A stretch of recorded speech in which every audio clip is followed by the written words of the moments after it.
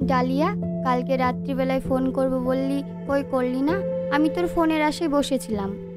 আমি ভাবলাম ফোন করব, তুই ঘুমিয়ে গেছিস সেই বলে তোকে আর ডিস্টার্ব করলাম না।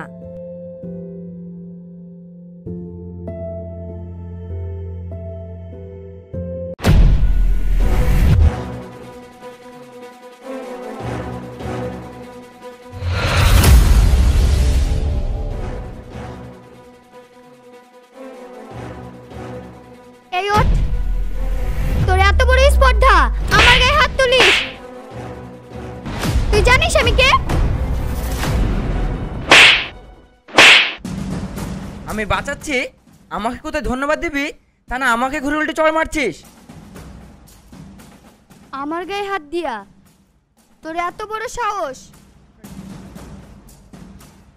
তোকে আমি দেখে নিব। চল। এসব পাগল ছাগল যে কোথায় থেকে আসে বুঝে পায় না।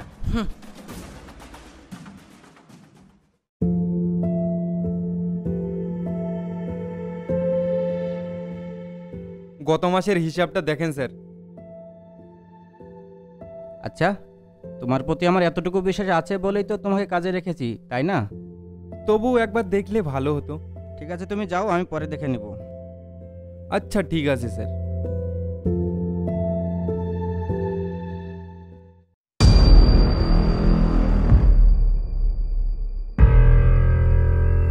এই মা, তোদের কি কিছু হয়েছে? তোদেরকে এরকম লাগছে কেন? একটা 2 টাকার রাস্তার ভিখারি তোমার মেয়ের গালে চড় মেরেছে। মুড অফ থাকবে না তো ভালো থাকবে? মানে তোর গালে চড় মেরেছে? কার এত বড় সাহস? ছেলেটাকে দেখলে চিনতে পারবি তো? স্যার আসতে পারে? হ্যাঁ, এসো বসো। তুই এখানে?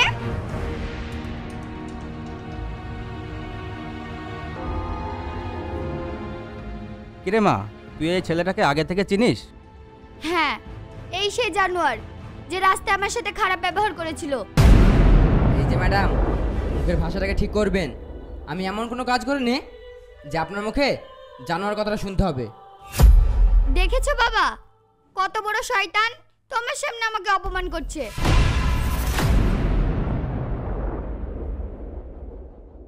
এই বেয়াদব ছেলে, আমার অফিসে বসে আমার মেয়েকে অপমান করছো? বেরিয়ে যাও, তোমার এখানে কোনো চাকরি নেই। আইসে গেট আউট। স্যার, ছোট্ট একটি ভুলের কারণে আমাকে এত বড় শাস্তি দিবেন না। আঙ্কেল, ছেলেটাকে আর একবার চান্স দিন। ঠিক আছে, তুমি যাও, বাইরে গিয়ে বসো, পার্সোনাল কথা বলে দেখছি। যাও।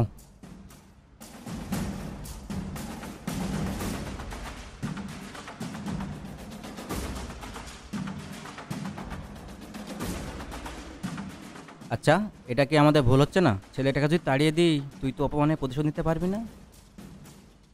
তাহলে তুমি কি বলতে চাইছো? দাঁড়া, যা করার আমি করছি।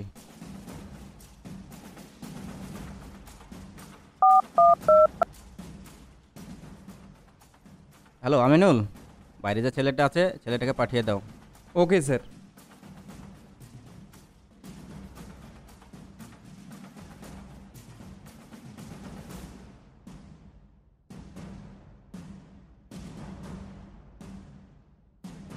স্যার আপনাকে ভিতরে ডাকছে। হ্যাঁ চলো। চলেন।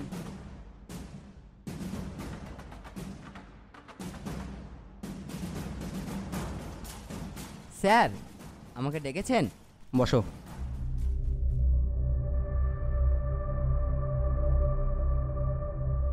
তোমার চাকরি পাকা, কালকে থেকেই তুমি জয়েন করবে। সত্যি বলছেন স্যার? আপনাকে যে কি বলে ধন্যবাদ জানাই। এই সময় চাকরিটার আমার খুবই প্রয়োজন ছিল। আপনাকে অসংখ্য ধন্যবাদ। না না, ঠিক আছে, তুমি এখন আসতে পারো। আচ্ছা ঠিক আছে স্যার।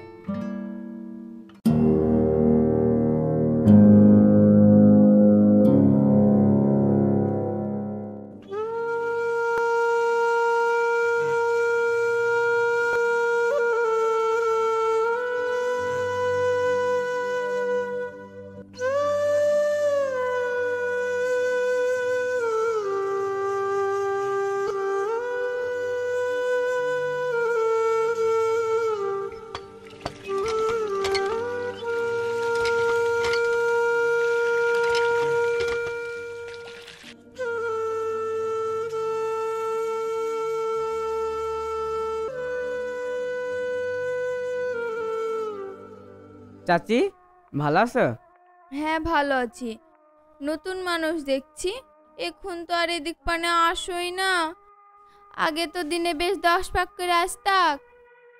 সাইল বাড়তে নাই তো ভাল লাগে না, কাজে কামে ব্যস্ত থাকি তো, তাই আর আসা হয় না।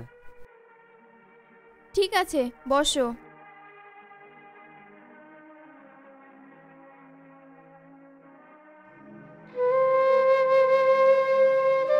চাচা, আপনার শরীর কেমন আছে এখন? আর কিরকম থাকবো বাপ, বয়স্ক মানুষ, আল্লাহ যেরকম রেখেছে তেমনই আছি। তা ওষুধ ঠিকঠাক খাচ্ছেন তো? ওষুধ ঠিকঠাকই চলছিল, 2 দিন হলো ফুরি গেছে। ভাবছি বাবুকে ফোন করব। হ্যাঁ চাচি, ভালো কথা। সাহিল তো যাওয়ার পর থেকে আমাকে আর ফোন টোন করে না। তো আর চাকরি বাকরি কি খবর? ছেলেটাও চাকরির জন্য খুব ছুটাছুটি করছে। চাকরিটা যদি পেয়ে যেত, আমাদের একটু অভাব দূর হতো।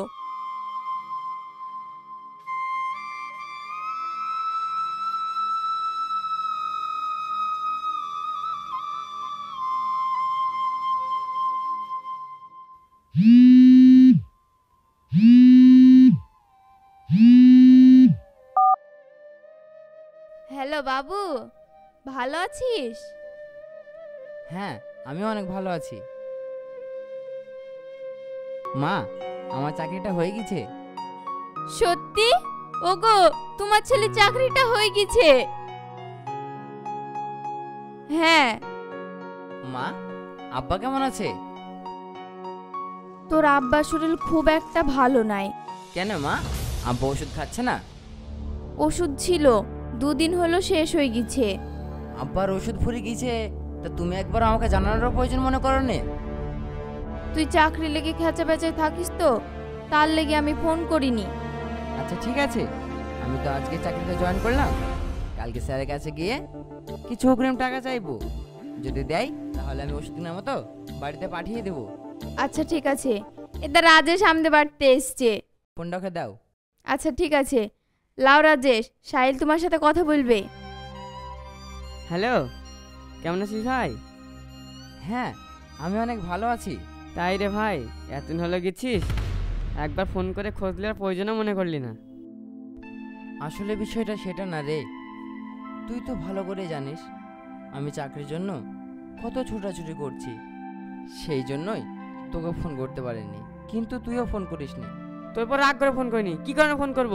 তুই যে বললি ওখানে গিয়ে পৌঁছে গিয়ে ফোন করব, একবার ফোন করে খোঁজ নিয়েছিস? তুই জানিস না তোর সাথে 1 সেকেন্ড কথা না বললে আমি থাকতে পারিনি। আসলে বিষয়টা তেমন না, চাকরির জন্য ছোটাছুটি করছি তাই তোকে ফোন করতে পারিনি। আর তুই তো সবই জানিস বাড়ির পরিস্থিতি কেমন। চাচার অবস্থা খুব একটা ভালো না, তুই তাড়াতাড়ি চলে আসিস।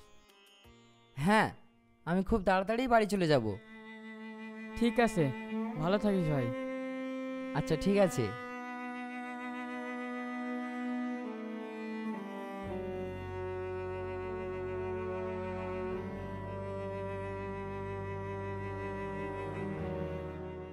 চাচা, অনেক রাত হয়ে গেছে, আমি এখন চলে গেলাম। আচ্ছা ঠিক আছে বাপ, আবার এসো।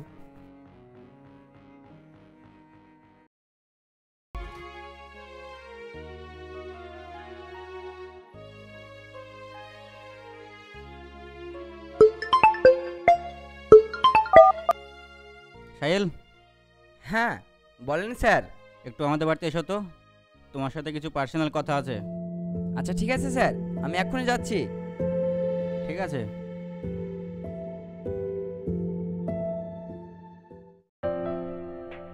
এসে গেছো? আসো। হ্যাঁ স্যার। বসো।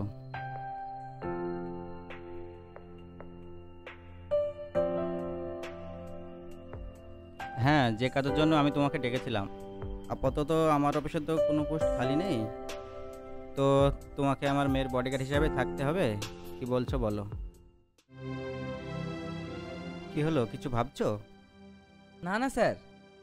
টাকা নিয়ে চিন্তা করো না, তুমি যা বেতন পাও তার থেকে 5,000 টাকা বেশি দেওয়া হবে। না স্যার, আমি ওইটা ভাবছি নি। আসলে আমার ওখান থেকে এখানে কাজে আসতে ভীষণ অসুবিধা হবে।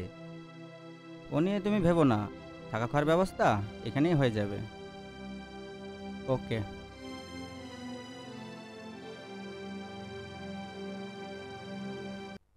এই শহরের থেকে আমি খুব বোরিং ফিল করছি। চল আমরা কোথাও বাইরে ঘুরে আসি। কথাটা তুই খারাপ বলিসনি। চ বাইরে কোথাও ঘুরে আসি। কোথায় যাওয়া যায় বল তো?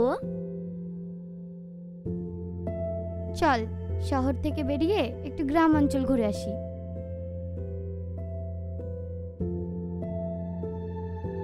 ঠিক আছে চল।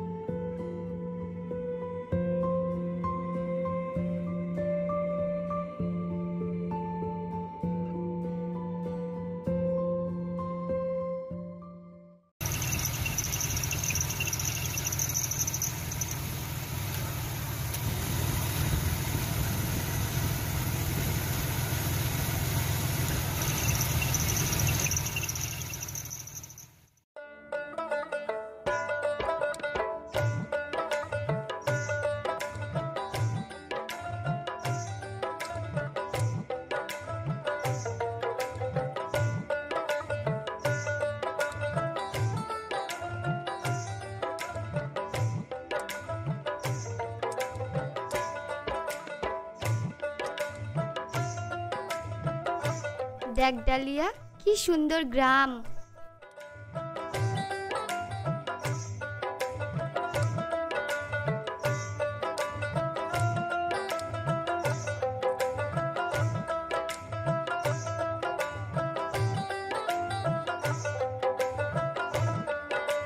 গ্রাম কোথায় আর শহর কোথায়, কি সুন্দর লাগছে।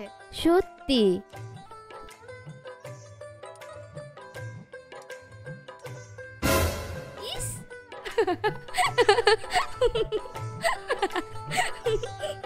ছি, তুই হাসছিস?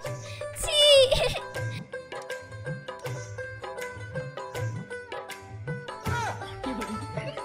তুই এত চিন্তা করছিস কেন? এই শোনো, এদিকে এসো একটু। হ্যাঁ বলেন ম্যাডাম। এর পাটে একটু ধুই দেওয়ার ব্যবস্থা করো। ঠিক আছে, আমি দেখছি।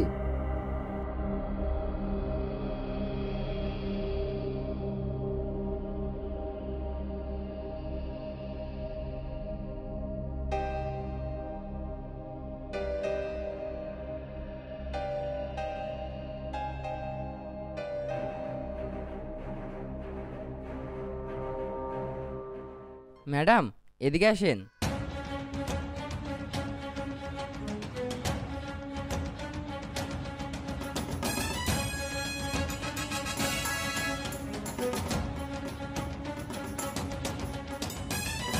আমাকে অপমান করা, এর প্রতিশোধ আমি তিলে তিলে নেব।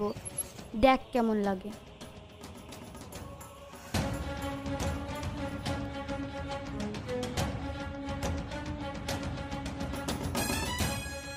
ম্যাডাম দেখুন, পা পরিষ্কার করে দিয়েছি। ঠিক আছে, তুমি গাড়িতে গিয়ে বসো গা। Dahlia I.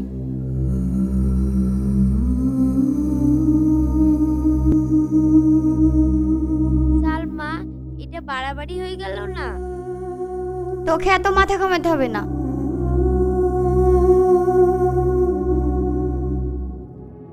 কালকে যে সালমা তোমার সাথে যে ব্যবহারটা করেছে, আমি কিছু বলতে গেলে সালমা রেগে যেত, সেই জন্য কিছু বলতে পারিনি। আমি তোমার কাছে খুবই দুঃখিত, আমাকে তুমি ক্ষমা করে দিও। না না ম্যাডাম, এসব আপনি কি বলছেন? আসলে এইটাই তো আমার কাজ। একটা কথা বলবো, কিছু মনে করবে না? এরকম কেন বলছেন ম্যাডাম? কি বলবেন বলেন। আমি না তোমাকে ভালোবেসে ফেলেছি। তুমি কি বলছো বলো? দেখো, তুমি যদি কিছু না বলো আমি কিন্তু কিছু করে ফেলবো।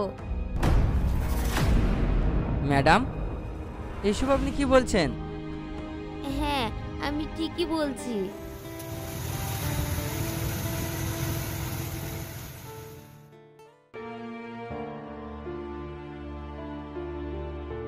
আলিয়া,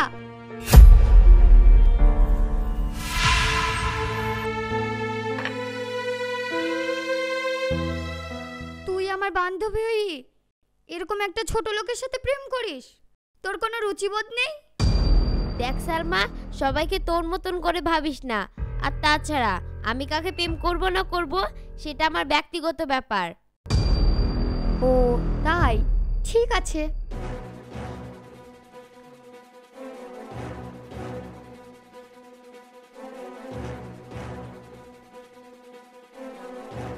যদি তোর ভালোবাসার মানুষটাই বেঁচে না থাকে তাহলে তুই কার সাথে প্রেম করবি?